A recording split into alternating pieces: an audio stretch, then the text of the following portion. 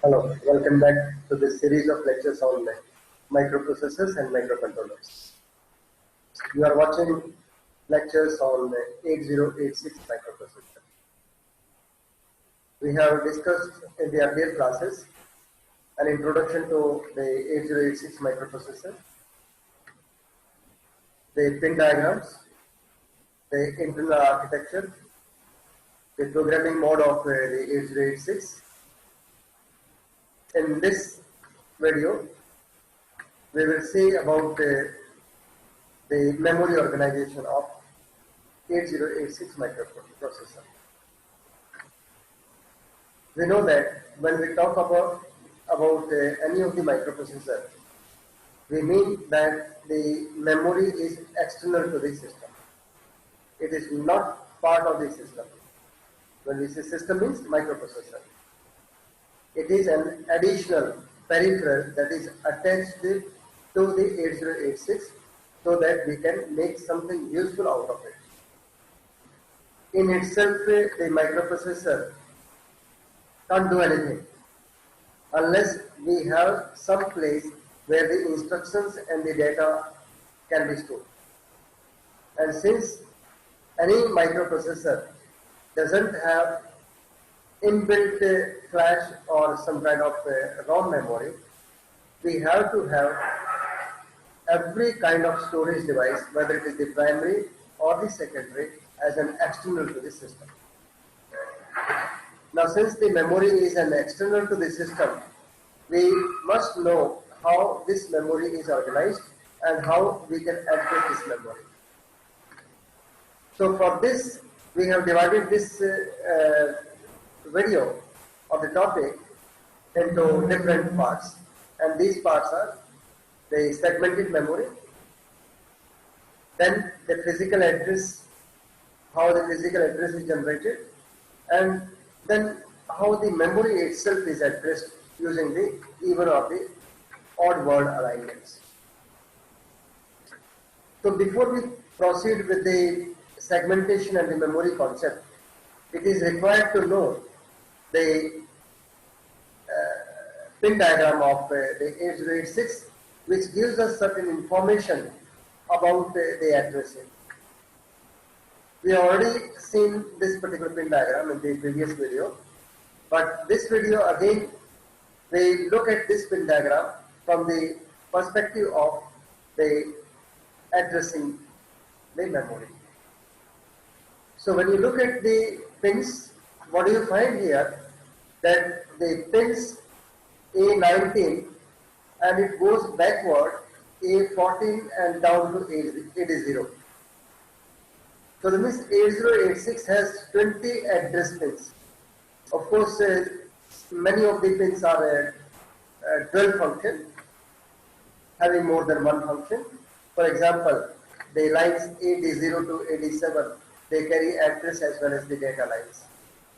The upper address lines from A16 to A19, they are also used to carry the status information. So that means those lines which have multiple functions, they are required to be demultiplexed in the external world. So that only we have the address lines and the data lines separately, not multiplexed external to the system. So when we talk about the memory in the real world, which is always external to the 8086, it is in this world that you have to have the memory devices which can be interfaced to the 8086. Interfacing we'll see in the next video. So that means now when we know that the 8086 doesn't have on-chip provision, it only provides the address lines and the data lines and maybe some control lines. So we need to make use of these lines only in addressing the external memory. So we'll be much concerned with the line BHE, bus high enable, when we discuss about the even and the odd address. we have to be concerned with the line BHE bar, bus high enable, when we discuss about the even and the odd memory banks of the 8086. So as of now, let's move to the next slide and see how the memory is addressed by the 8086. What kind of provision 8086 has? We know the 8086 total memory space A0 going up to pin number here 35, which is A19, starting from pin number 16, going down to pin number 2, then moving to pin number 39 and coming down to pin number 35. So these lines are for the address. So if you talk of only the address after multiplexing, demultiplexing, you have the line A0 to A14 at line number pin number 2, then A15 pin number 39, coming down, and pin number 35 is A19. So in all we have 20 address lines on the chip. So with the 20 address lines, we know the total memory space that is accessible by the 8086. The total memory space is, with the 20 lines, 2 power of 20 equals to 1 megabyte. So with the 20 address lines, we can address up to 1 megabyte of memory. But when you peek inside the 8086 and look at the registers, because the purpose of the register is not only to store intermediate results. Some of the results registers, they also store the address of the memory, and they are the pointers or the index or the base registers. But the size of each and every register, as we know, is only 16-bit, but the address is 20-bit. So with only 16-bit, if we use only one register which is 16-bit, it can only take care of 64 kilobytes of addresses. So designers of the 8086, they have made a provision that we hold the address in 2 or more registers. And one of those registers will be called as a segment registers, which will hold the base or the starting address of any of the segments. So the memory, which is 1 mega in size, since it cannot be addressed directly, provision has been made that the memory is divided into different segments. So like extra segment, stack segment, data segment, and the food segment. So this is not a physical division of the memory, it is a logical division of the memory. And each of these segments, as we saw in the one of the video, that they can be overlapped segments or they can be non-overlapped segments. But in any way, there are active 4 segments at any instant of time. Of course, if there is a requirement, because the segment limit is 64 kilobyte, so we can increase by using some other segment as. So like the extra segment can be used as a 4 segment so as to increase the size of the 4 segment, or they can be used in the overlapping. Now, when we know that memory is segmented, and each of the segment has its effective address, which is only the 16-bit address. But with the base value, let us, for example, suppose see that this particular segment starts from address 00000. So starting from here up to 64 kilo will be one segment, and to address the 64 kilo Of course, one register is sufficient, but we have to look for the complete addressing. So one of the address registers can hold some kind of say effective address, or even the effective address can be generated if there are more information about the calculation of the effective address. And that effective address, when manipulated with the base value, let's say this base value is 0000.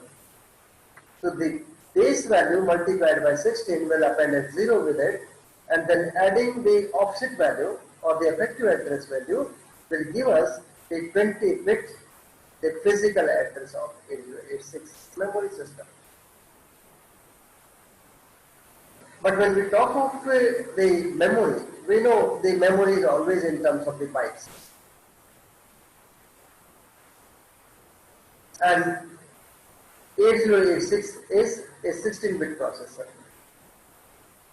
So is it that we access the memory locations or the data which is in the memory a byte at a time, or is there a provision somehow so that we can access the whole 16-bit of data at a time? Since we have the 16 bits of the data bus available, and also the registers are of size 16-bit. So if we are somehow able to access 16-bit at a time, so it will speed up the operation of the microprocessor 8086. So for that we have a provision of accessing the even and odd memory locations. So for this, the memory is divided into two banks. And what these two banks are called as the bank 0 and the bank 1. So then dividing these banks gives us the advantage that all the odd addresses will point to the bank 0 and all the even addresses will point to the next, that is the bank 1. So that means we are able to have some kind of mechanism, as I said in the while discussing with the pin diagram, that we have a line called as a DHE. So if somehow the two banks are constructed, and we know the total size is 1 megabyte, so half the memory can be even at odd addresses, and the other half may belong to the odd addresses. So supposing now that A0 is 0, it selects the particular check. And when BHE is 0, it will select the bank 1. So the use of A0 and the BHE helps us in selecting either the bank 0 or the bank 1. When both the banks are selected, we can directly access 16-bit of data. When only the odd bank is selected, we will be able to access the 8 bits at that odd address. When the bank 1 is selected, we can access the 8 bits or 1 byte which is at even address. If I say the addresses starts from the address of this memory, that is the address 1, the address 2, address 3, address 4, and so on. So looking at this table gives us some hint of how we can make use of the 8-bit or the 16-bit accessing. Look at the table, the BHE bar and the A0. BHE bar and the A0, which is asserted high, and BHE is asserted low. Let's see the combinations. When BHE bar is 0 and A0 is 0, so we will be able to access 16-bit of data That is, we can either read from the two banks or we can write simultaneously on two banks. So when the BHE is 0, so the bank 1 is selected. When A0 is 0, the bank 0 is also selected. Both the banks are selected and we will be able to access the 16-bit of data on the line D0 to D15. However, when BHE is 0, that means the bank number 1 is selected. When A0 is 1, so bank 0 is not selected. So with this one, the 8-bit of data will be read or written into the odd memory block. So bank 0 is odd memory block and bank 1 is bank 0 is even memory bank. So bank 0 is even memory bank and bank 1 is odd memory bank. So if you are to access from the even memory bank, starting address is 0. So with the starting address 0, that 0 is even number. So that will be in the bank 0 and this is when A0 is equal to 1. So that the chip is selected. Now when this chip is selected, the rest of the addresses from A1 to A19 will belong to the bank 0.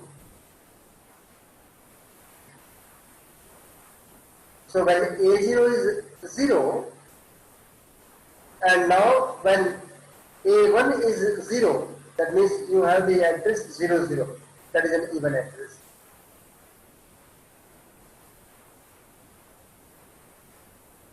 When A0 is 0, the memory bank 0 is selected. When A1 is 1, so the address becomes 10, which is 2. So this address belongs to the memory 0 bank.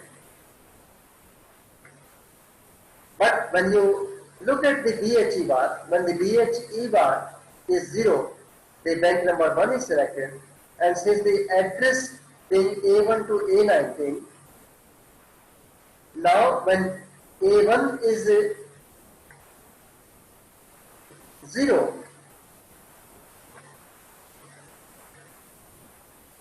when A1 is 0, so A0 will be 1, so that will indicate the odd address of the bank 1, that is the first address of the bank 1. When the BHE is 1, this is not selected and the second one is selected. So that means the data from the even memory banks will be written or read into. When both are 1, 1, so neither this is selected nor the bank 0 is selected, so that will become as an invalid operation.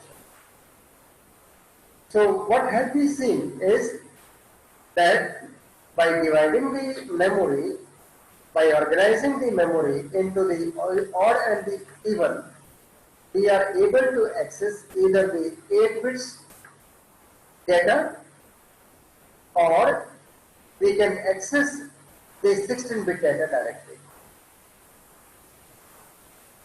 And there is nothing that there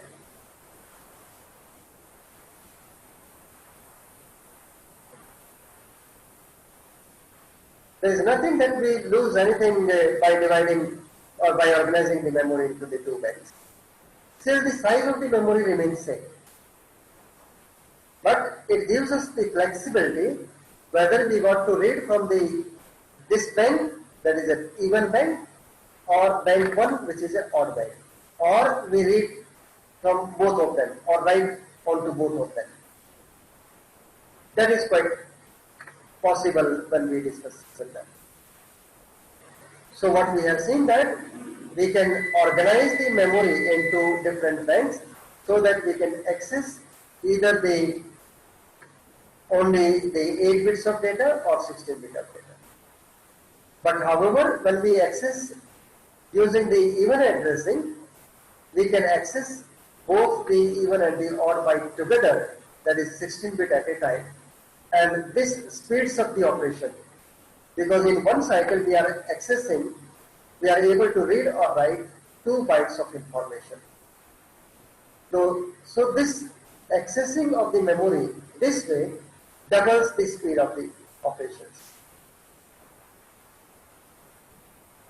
Let's then see about the other address space. We know the address space is divided into the IO address space and the memory address space. The IOs can be in the form of the different ports, the different IO addresses.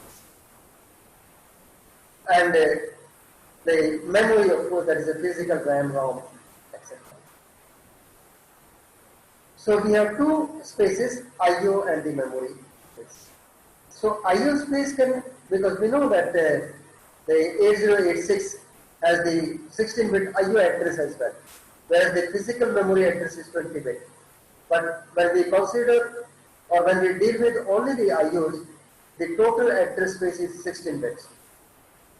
That means the number of IOs that 8086 can address is up to 64 kilobytes with 16-bit of IO addresses. And that IO space is totally an independent space. Now, to address to the IO space, we can have the in and the out instructions, which are used for either reading in or reading, transferring the accumulator content onto the IOs, that is the ports. And in each of these transfers, whether we are transferring from the port to the accumulator or from accumulator to the port, it is the AL or the AX register that will come into the picture. The content of the port 16-bit or the 8-bit is transferred either into the AL or into the AX register. Now, as contrast to the memory space, which was total of 1 megabyte and was segmented for the ease of addressing, as the size of the total IO space is only 64-bit, and you have the registers which can contain 16-bit of address, there is no need for segmenting this memory. So this 16-bit of address, this can be fixed directly as part of the instruction. I can directly write as in from the port address, some 16-bit port address. So the data or the content from that particular port, addressed port, will come into the AL. Or I can write the instruction out at a particular port. Will transfer the content of the accumulator at that particular port.